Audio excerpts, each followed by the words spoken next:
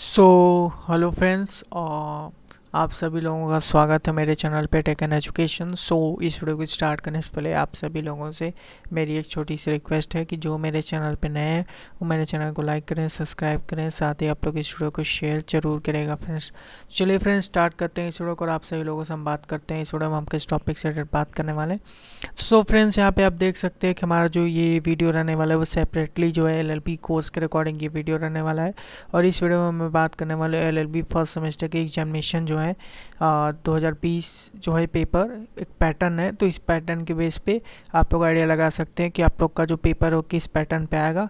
बात करें हम लोग यहाँ पे कि ये जो है ये फैमिली लॉ यहाँ पे क्यों शो कर रहा है। फ्रेंड्स देखिए, बात क्या है कि आप सभी लोग अगर MGQP के जितने भी स्टूडेंट्स हैं उनको पता है कि उनके जो एलएलबी पेपर होता है उसमें हिंदू लॉ प्लस मुस्लिम लॉ दोनों का एक ही पेपर होता है, जिसको हम लोग फैमिली लॉ 1 बोलते हैं। ठीक है, तो फैमिली लॉ 1 में जो है हिंदू लॉ और आपका मुस्लिम लॉ दोनों का पेपर जो होता है एक सेपरेट पेपर करा लिया जाता है महात्मा गांधी काशी विद्यापीठ की तरफ से। बाकी अगर बात करें हम लोग तो छत्रपति शिवाजी जी महाराज का जो कानपुर, जिसको हम फॉर्मली कानपुर यूनिवर्सिटी बोलते हैं, तो उसमें क्या है कि उसमें अलग अलग पेपर कराया जाता है। मीन्स फैमिली 1 में हिंदू लॉ कराया जाता है, फैमिली 2 में जो है मुस्लिम लॉ कराया जाता है। तो आज के इस वीडियो में मैं फैमिली लॉ 1 का जो क्वेश्चन पेपर है उसके रिगार्डिंग बात करने वाला हूँ।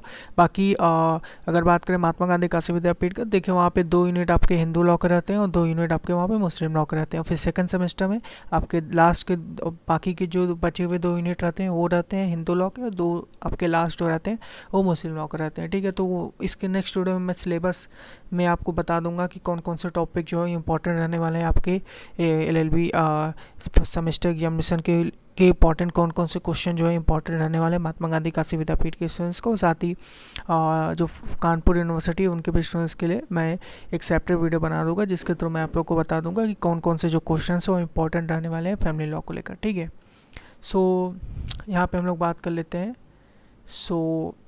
जो यहाँ पे आपको पता होगा कि कानपुर यूनिवर्सिटी में सेक्शन 3 सेक्शन होते हैं, सेक्शन ए, सेक्शन बी और सेक्शन सी में क्वेश्चंस पूछे जाते हैं। सेक्शन 1 में आपके टोटल जो है 10 प्रश्न है, सभी प्रश्न करने वाले हैं, प्रत्येक प्रश्न पर 4 अंक मिलेगा। ठीक है, ये क्वेश्चन पेपर्स है। ठीक है, सेक्शन बी आपका यहाँ पे है, सेक्शन सी। ठीक है, तो मैं इस अभी दिखाता हूँ आपको। ठीक है, पहला जो है आप लोग यहाँ पे देख सकते हैं कि सप्तपदी हिंदू विवाह का एक आवश्यक अनुष्ठान है और उसके बिना विवाह पूर्ण नहीं होता। व्याख्या कीजिए। सप sapinda is an Saptapadi is an essential ceremony of Hindu marriage and without इस marriage is not complete expand. ये जो है आपका ये सेरेमनी जो सेक्शन 7 है आपका हिंदू लॉ। ठीक है, तो हिंदू मैरिज एक्ट का जो सेक्शन 7 है, सेक्शन 7 आपका डील करता है सेरेमनीज़ को लेकर कि कौन कौन से सेरेमनीज़ कंपलसरी होते हैं। अगर आप शादी कर रहे हैं अकॉर्डिंग टू द लॉ तो आपको कौन कौन सी चीज़ें करनी रहती है, तो सेक्शन 7 में आपका डिफाइन किया गया। आप सेक्शन 7 को एक बार देख सकते हैं, उसमें इसका आंसर आपको मिल जाएगा। ठीक है, बात करें हम सेकंड के बारे में, तो ये देखिए between divorce and judicial separation दोनों के बीच डिफरेंस क्या है। तो ये देखिए डाइवोर्स आपका 13 हिंदू मैरिज एक्ट का सेक्शन 13 डील कर रहा है, और जुडिशियल सेपरेशन की बात करो तो सेक्शन 10 जो है आपका हिंदू मैरिज एक्ट वो डील करता है। दोनों सेक्शन को एक बार पढ़ लेंगे तो दोनों का डिफरेंस आपको ईजिली पता चल जाएगा। बाकी लॉन्ग में भी डाइवोर्स का क्वेश्चन काफ़ी इंपॉर्टेंट रहता है, चाहे आप जुडिशली का प्रिपरेशन करो, चाहे APO का, या फिर कोई और भी जुडिशियल का प्रिपरेशन अगर आप कर रहे हो मेंस का क्वेश्चन पूछा जाता है। तो डाइवोर्स बहुत इंपॉर्टेंट है, साथ ही आपके सेमेस्टर एग्जामिनेशन को लेकर भी काफ़ी इंपॉर्टेंट है। ठीक है, बात कर लेते हैं थर्ड के बारे में। तो what is the legal status of children born out of the void marriage under Hindu law whether they are entitle to inheritance right. ठीक है, तो ये जो सेक्शन 11 है आपका वो वाइड मैरिज डील करता है। हिंदू मैरिज एक्ट का सेक्शन जो 11 है वो वाइड मैरिज डील करता है, और सेक्शन जो 12 है आपका वो आपका वाइडेबल मैरिज डील करता है। तो दोनों सेक्शंस को आप पढ़ लेंगे तो आपको वाइड और वाइडेबल मैरिज में डिफरेंस आ जाएगा। अगर एक मैं सेपरेट बात करूँ तो देखिए वाइड में क्या होता है, मतलब डाइवोर्स के लिए आप कोर्ट जब तक नहीं जाएंगे तब तक डाइवोर्स नहीं होगा। तो उस केस में क्या होता है, जब मान लीजिए हस्बैंड कुछ कंडीशन में इनकेपेबल है, अनसाउंड माइंड हो गया, शादी के मैरिड के आफ्टर अनसाउंड माइंड हो गया, तो उस केस में शादी जो है वाइडेबल रहेगी। बट अगर आप कोर्ट चले जाते हैं, कोर्ट से एक डिग्री पास हो जाती है, तो उस केस में जो मैरिड होगी वो वाइड हो जाएगी। ठीक है, बाकी आप लोग ये आप सेक्शंस को अगर पढ़ेंगे तो आपको काफ़ी बेहतर समझ में आएगा। ठीक है, बात करते हैं हम डी क्वेश्चन की तरफ। तो point of the essentials condition for a valid adoption, ठीक है। तो ये मैं ये आपका जो ये है टॉपिक, ये आपका अडॉप्शन से रिलेटेड है, ठीक है। तो Hindu maintenance and adoption act 1956 में आप ये सारे सेक्शंस आपको वहाँ पे मिल जाएंगे, ठीक है। सेक्शन 6, 7, 8 जो है आपका डील करता है यहाँ पे, ठीक है। तो ये देखिए आपका जो है mention the power of guardian appointed by the court, ये आपका जो है गार्डियंस के अकॉर्डिंग है, गार्डियंस एक्ट जो है उसके अकॉर्डिंग है। बात करें explain the maintenance of wife, ये आपका सेक्शन जो 18 है, 18 ऑफ हिंदू मेंटेनेंस एक्ट जो है, ठीक है। तो उसमें सेक्शन 18 जो है ये वाइफ को मेंटेनेंस प्रोवाइड करता है। 19 आपके जो है आपके जो विडो है उनको मेंटेनेंस प्रोवाइड करता है फादर इन लॉ के थ्रू। और सेक्शन 12 जो है मतलब सेक्शन 12 है आपका, वो एजेड पेरेंट्स और चाइल्ड्स के रिकॉर्डिंग जो है मेंटेनेंस के रिकॉर्डिंग प्रावधान वहाँ पे दिया हुआ है, ठीक है। बात करें यहाँ पे क्वेश्चन के बाद explain the sources of Hindu law, तो ये सोर्सेज आप यहाँ पे पढ़ लीजिएगा, काफ़ी इंपॉर्टेंट है और हर कम्पिटेटिव एग्जाम में आता भी है और साथ ही एलएलबी एग्जामिनेशन में भी काफ़ी इंपॉर्टेंट रहता है। बात करें तो टोटल इसके 5 हैं, स्मृति है और आपका वेदस है, लेजिस्लेशन है, जुडिशियल है, स्मृति है। तो ये सारी चीज़ें जो है इसके ये एक आपके जो है सोर्सेज हैं हिंदू लॉ के, ठीक है। बात करते हैं मैं फिर right of the heirs in a class 1 and class 2 of schedule अंदर Hindu adoption Hindu succession act. तो क्लास 1 और क्लास 2 जो है हेयर्स काफ़ी 16 आपके क्लास 1 में है और क्लास 1 में आपके 16 लोगों के नाम दिए हुए हैं और क्लास 2 में जो है आपके 10 लोगों के नाम दिए हुए हैं। तो ये चीज़ों को आप पढ़ लेंगे तो ईजी हो जाएगा आपके लिए, ठीक है। बात करें हम लोग कि what do you understand by को पार्सनरी, ठीक है। तो को पार्सनरी आपका फ्रेंड्स वही होता है जैसे कि हिंदू जो जॉइंट हिंदू फैमिली उसमें काउंटेबल होता है, 7 जनरेशन तक उसमें काउंट होता है। लेकिन को पार्सनरी अगर बात करें तो को पार्सनर जो होता है वो 3 जनरेशन तक ही काउंट होता है, उसके आगे की जनरेशन को पार्सनरी नहीं मानते हैं, ठीक है। तो को पार्सनरी प्रॉपर्टी भी आप लोग देख लीजिएगा, काफ़ी इंपॉर्टेंट है और इससे लॉन्ग क्वेश्चन बनते हैं, ठीक है। यहाँ पे explain the legislation as a source of Hindu law, तो लेजिस्लेशन को यहाँ पे आपको डीपली एक्सप्लेन कर देना है क्योंकि काफ़ी सारे अमेंडमेंट्स हुए हैं, Hindu marriage act, Hindu adoption and maintenance act और आपके स्पेशल मैरिज एक्ट और बाकी और भी जो विडो को जो राइट्स दिए गए हैं, विडो को 1936 में राइट प्रोवाइड किया गया था। फिर उसके बाद हिंदू सक्सेशन 1956 भी आया था, उसके बाद उसको अमेंड करके हिंदू सक्सेशन एक्ट 2005 में जो है डॉटर को एज अ फैमिली माना गया और उन्हें आपका क्या कहते हैं कि प्रॉपर्टी में एक्सेप्टेड, उनको अब एक पोर्शन आपको देना पड़ेगा, पहले नहीं था। हिंदू सक्सेशन 2005 के अमेंडमेंट के पहले डॉटर ना तो को पार्सनरी हो सकती है ना तो उसको कोई प्रॉपर्टी मिल सकती है, लेकिन 2005 का जो अमेंडमेंट हुआ था उसके बेस पे डॉटर भी आपकी को पार्सनरी हो जाएगी और डॉटर भी एंटाइटल रहेगी आपका प्रॉपर्टी में से, आपके प्रॉपर्टी में से जॉइंट प्रॉपर्टी या सेपरेट प्रॉपर्टी या जॉइंट प्रॉपर्टी, ठीक है। तो आपके फादर की अगर है तो फादर का अगर कोई डॉटर है तो डॉटर एंटाइटल है अपने उस प्रॉपर्टी को लेने के लिए, ठीक है। बाकी आप अच्छे से यहाँ पे हिंदू लॉ को पढ़ेंगे तो आपको काफ़ी इजी पड़ेगा, काफ़ी आसान लॉ है, ज़्यादा टफ नहीं है, ठीक है। तो लॉन्ग में आप देख ही सकते हैं कि various grounds of divorce under Hindu marriage act 1955। तो काफ़ी सारे ग्राउंड्स दिए हुए हैं वहाँ पे आप लोग 13 सेक्शन 13 को एक बार अगर आप अच्छे से पढ़ लेंगे तो वहाँ पे बहुत सारे ग्राउंड्स यहाँ पे टोटल शायद 7 या 8 ग्राउंड्स दिए गए। डिसर्शन दिया हुआ है आपका जो है रिनाउंस द वर्ल्ड 7 ईयर्स से, अगर 7 ईयर्स आफ्टर अगर हस्बैंड नहीं आता है तो उस केस में भी मान लिया जाता है कि हस्बैंड नहीं है। और रिनाउंस की बात करें तो अगर हस्बैंड अपने धर्म को मतलब वर्ल्ड को अगर छोड़ दे रहा है, रिनाउंस हो जा रहा है, संन्यास ले रहा है, तो उस केस में भी हो सकता है। अगर हस्बैंड कन्वर्जन कर ले रहा है तो उस केस में भी आप डाइवर्स के लिए एंटाइटल हो जाते हैं, आप क्लेम कर सकते हैं डाइवर्स के लिए। अगर हस्बैंड अनसाउंड हो जाता है तो भी आप क्लेम कर सकते हैं, ठीक है। तो ये सारे ग्राउंड्स है, काफ़ी 6-7 ग्राउंड्स हैं, एक बार उसको आप लोग सेक्शन में डील कर सकते हैं, ठीक है।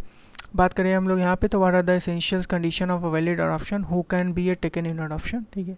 तो ये आप अडॉप्शन का पार्ट है, आप लोग इजीली से पढ़ सकते हैं, काफ़ी आसान पेपर है, ज़्यादा टफ नहीं है। थोड़े क्वेश्चंस ट्रिकी हो जाते हैं बट अगर आप अच्छे से पढ़ेंगे तो आपको काफ़ी ईजी पड़ जाएगा। Who are the dependants classified in the Hindu adoption and maintenance act 1956, discuss the provision relating to the maintenance of widow daughter in law 19 section 19 Hindu adoption and maintenance act आप एक बार देख लेंगे तो सारी चीज़ें आपको क्लियरली समझ में आ जाएंगी, ठीक है। बात कर ले हम लोग पे discuss the power of natural guardian अंदर Hindu minority and guardianship act, ठीक है। तो बेसिकली नेचुरल गार्डियन जो होता है उसको आपके फादर या मदर मीन्स प्रॉपरली जो है फादर अपॉइंट कर सकता है। फादर अगर नहीं अपॉइंट करा तो ग्रैंड फादर अपॉइंट कर सकता है, ग्रैंड फादर अपॉइंट नहीं करा तो आपकी मदर जो होंगी वो एंटाइटल रहेंगी अब नेचुरल गार्डियन का, ठीक है। मतलब ये बेसिकली जो है ये आप अच्छे से, अब मुझे भी क्लियर इसका ज़्यादा नहीं पता है क्योंकि मैंने 1 साल पहले पढ़ा था इस चीज़ को, कि नेचुरल गार्डियन क्या होते हैं। तो ये एक चीज़ अभी मुझे क्लियर नहीं है, बट हाँ ये चीज़ है कि उसको ऐसा काफ़ी सारे पावर्स दिए जाते हैं। मीन्स वो बस 3 चीज़ में रिस्ट्रिक्शंस होती है कि वो प्रॉपर्टी को सेल नहीं कर सकता, मॉर्गेज नहीं कर सकता, और ना इस जो आपकी इमूवेबल प्रॉपर्टी है उसको ना तो वो सेल कर सकता है, ना उसे लीज पे दे सकता है, और ना ही उसके मॉर्गेज कर सकता है, ठीक है, विदाउट परमिशन ऑफ कोर्ट, ठीक है। तो ये चीज़ एक्सेप्शन है, 3 एक्सेप्शन है कि इस केस में नेचुरल गार्डियन को पावर नहीं है कि वो अपने जो है प्रॉपर्टी को सेल कर सके, ठीक है। तो ये सब सेक्शंस आप पढ़ेंगे इजीली, आपको काफ़ी अच्छे समझ में आएगा। बाकी मुझे क्लियरली, क्योंकि मैंने अभी करंट पे पढ़ा नहीं इस चीज़ को, मैंने 1 साल पहले पढ़ा था, तो क्लियर मुझे याद नहीं, बट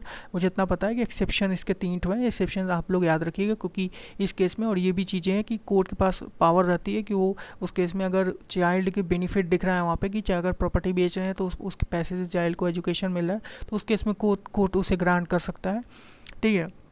बाकी ये सारी चीज़ें कोर्ट पे, मूवेबल प्रॉपर्टी जो है वो आपका जो नेचुरल गार्डन है उसे आप बेच सकता है, ठीक है। मूवेबल प्रॉपर्टी को बेच सकता है, इमूवेबल को नहीं बेच सकता without the permission of court, ठीक है। तो बाकी ये चीज़ें आप अपने सेक्शन में आप देखेंगे तो काफ़ी अच्छे से आपको समझ में आएगा, ठीक है।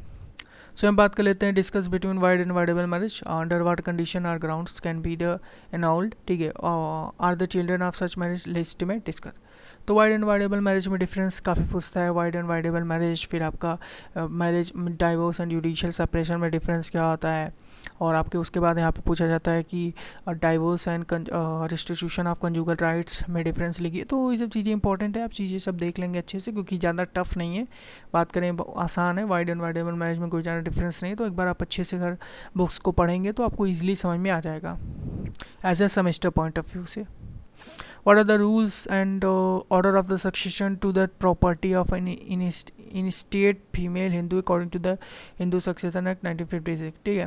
सो अगर इसका हिंदी मतलब समझे तो हिंदू उत्तराधिकार अधिनियम 1956 के अनुसार एक निवस्त्री मृतक हिंदू स्त्री के संपत्ति के उत्तराधिकार से क्या नियम एवं क्रम है, विवेचना कीजिए।